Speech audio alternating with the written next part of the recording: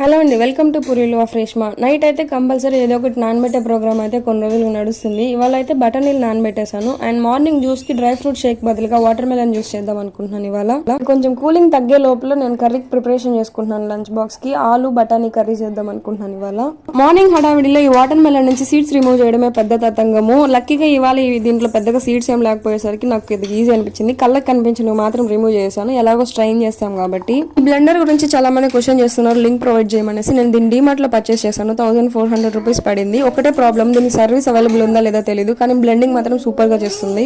నాకు మాత్రం 2 glasses of juice, ఇప్పుడు ఒకటి మార్నింగ్ 10 కి ఫాస్టింగ్ బ్రేక్ చేస్తాను, అప్పుడు ఒకటి తీసుకుంటాను. లంచ్ బాక్స్ అయితే రెడీ అయిపోయింది. ఆఫ్టర్నూన్ కంపల్సరీ లంచ్ తర్వాత మాకు స్వీట్ క్రేవింగ్ కంపల్సరీ ఉంటుంది. Banana or any fruit or any sweet తింటా కానీ లంచ్ చేసిన ఫీలింగ్ ఫుల్ఫిల్ అవ్వదు అనమాట. అందుకు ఒక దూద్ పేడ పెట్టేసి లంచ్ ప్యాక్ అయితే చేసేసాను. మీకు ఇప్పుడు క్లియర్ గా అర్థమైంది అనుకుంటే నేను ఎందుకు వీడియోస్ చేయలేకపోయాను, అది విషయం. That's about today's video. Bye.